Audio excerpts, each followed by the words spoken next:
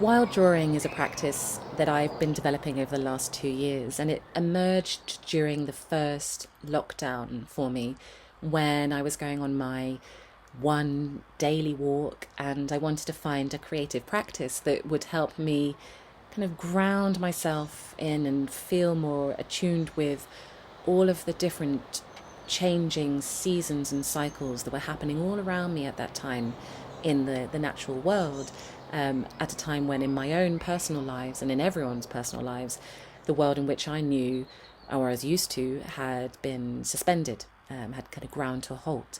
And so drawing became a really mindful practice for me to tap into the the fact that the world is still continuing, and the more than human world was carrying on, and change was in play, and just really noticing that and enjoying that through drawing was something that then I wanted to share with others when we were allowed to meet groups later on in 2020.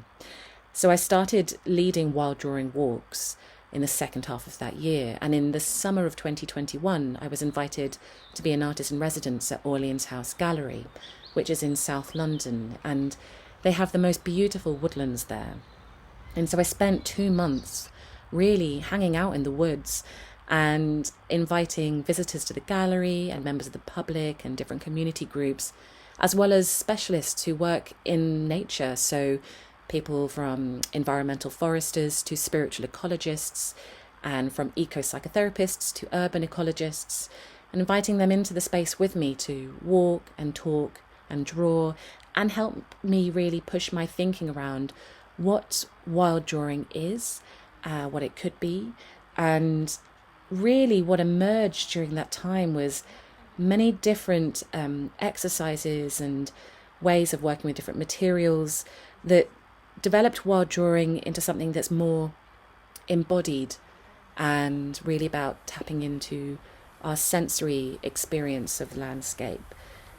My intention was really to find ways to attune to that wild, instinctual knowledge that is inside all of us, that we are nature, that we belong to the natural world, that there is no us and then nature. There's the distinctions, the boundaries are artificial really, and we are in many, many ways interconnected to a dynamic, multi-species, awe-inspiring world, and that we're sharing these landscapes every second of the day with all of these different species. So it's about kind of gently releasing the grip of the ego really, or finding a more ecocentric way of looking and experiencing the landscape. So centering nature rather than the human as we observe the world around us. And we were doing this in different ways. So for example, playing with the idea of observing the world through the eyes of an insect, or imagining the mycorrhizal networks underground, or tracing birds in flight, moving with the shadows and the wind, the rain and the light that's travelling through the woods. And we were working with mirrors, with magnifying glasses, with found objects, with ink, and really using whole body movements as well, as much as possible, trying to loosen in order to let in a much broader definition of community and belonging. And so these workshops involved many different people from different walks of life. And in this film, I'm sharing some of those clips from a few of the workshops and some reflections from participants and specialists who joined me during my residency at Orleans House Gallery.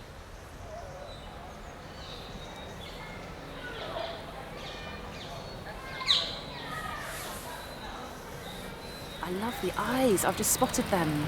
Well, they appear all up the trees, and it just became clear that they were eyes when I was drawing them. Absolutely. Yeah, they're very wise eyes, those ones. Yeah, it's very they've been around a while, they've seen things, and they're also very tired because they have endless bags under their eyes. It really does come up with it. It's good, isn't it, in terms of the veins? You can really see it. Yeah.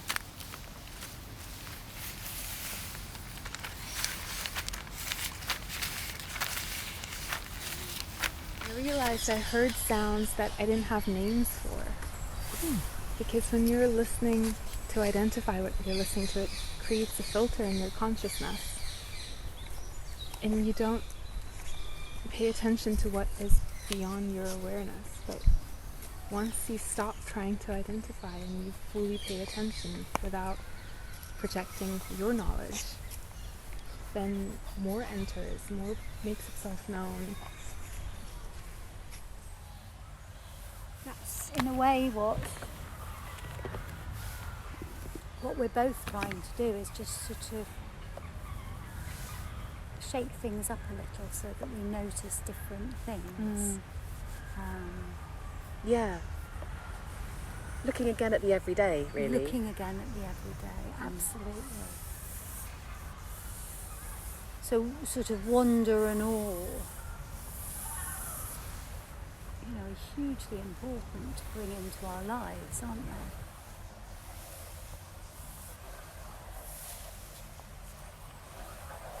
The practice is to go with an open heart and be present with the relationship that you have with the natural world, because you're a part of it, because it's where you come from, it's here, it's a mystery. So the other thing for me is allowing space for that mystery, because no matter how much I understand the science of ecology or the knowledge and the facts and figures that we use to map the world around us, the fact is that I don't understand it. It's so much greater than me. And to leave room for that mystery to breathe and be with it. All my senses, all my thoughts, I guess, my imagination kind of wants to try and immerse itself intuitively, like without, obviously it's built on all the knowledge, all the culture, all the society that I come to this place today with, but at the same time, my imagination and my openness feels the opportunity. And so I relish the kind of that unknownness of it. It's almost like the sort of, you strip back all that culture and knowledge and everything you're just saying, and like at the core primitive being of yourself has that desire, that willing, that want. Yeah, absolutely. This is something that I really appreciate, and I think that so many people miss or do not give themselves the opportunity to comprehend without needing for it to worry themselves about being an artist, or worry themselves about being looking stupid, or believing something that is unbelievable. It's not about any of those things. It's something far more, like I say, human. We've got lots of words that walk around it: meditation and elevation. All these kind of things are trying to, in our Western vocabulary, trying to find that.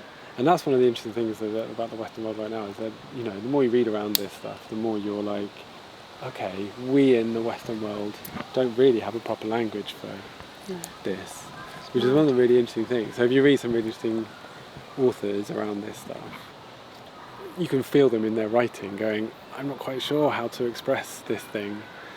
And that's what this sort of stuff is. This is where this sort of stuff sits.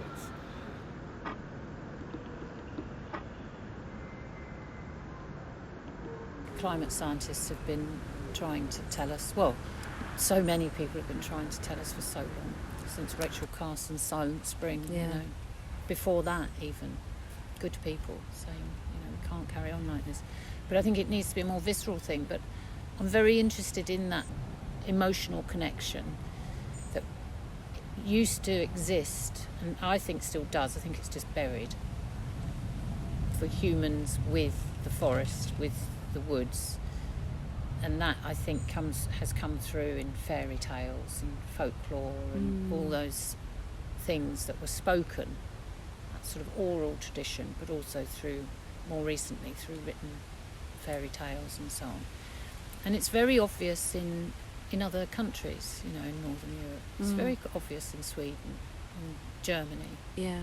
People still do have that connection. I'm sure that's not true in all parts of Sweden and Germany, and maybe it's because it's a bigger land area, and so there's more forest, and the forest is more right there for people. It's on their doorstep. It's in their garden. It's available, wide open They're space. living with it. They're living with it. Yeah.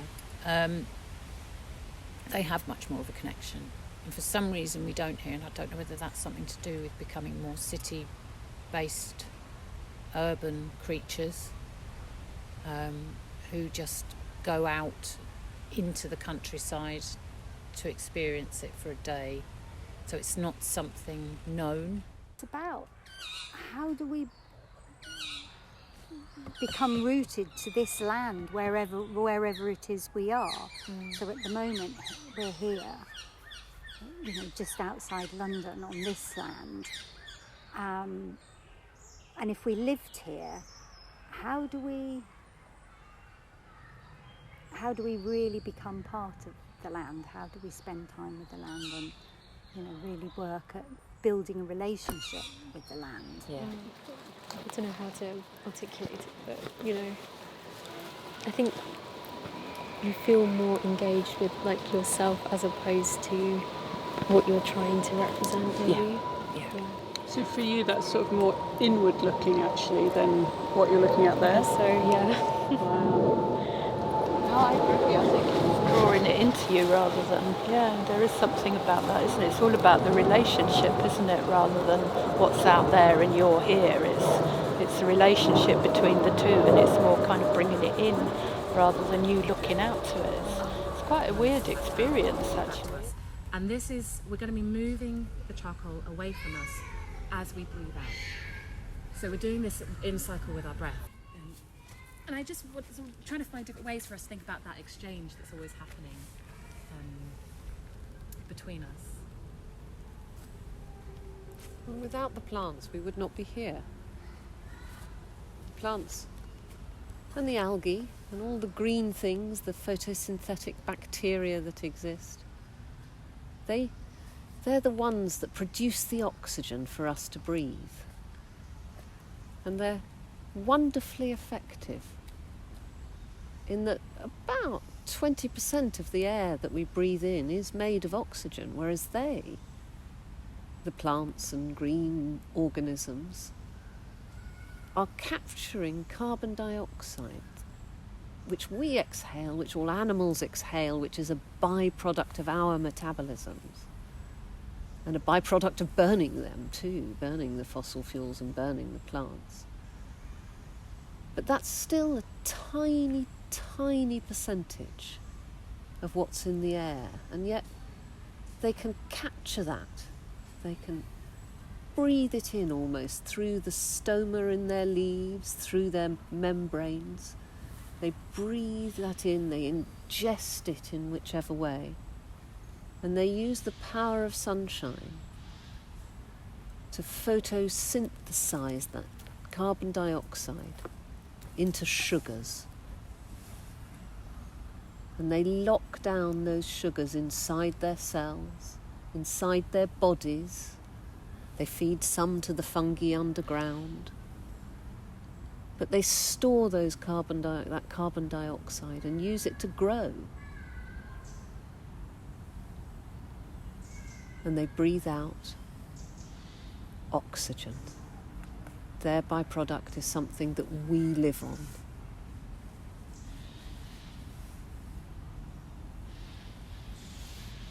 I feel like you could do as a meditative,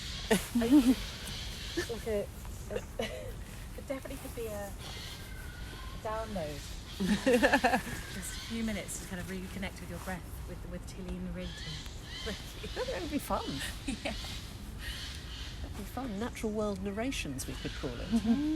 We could set up a whole podcast.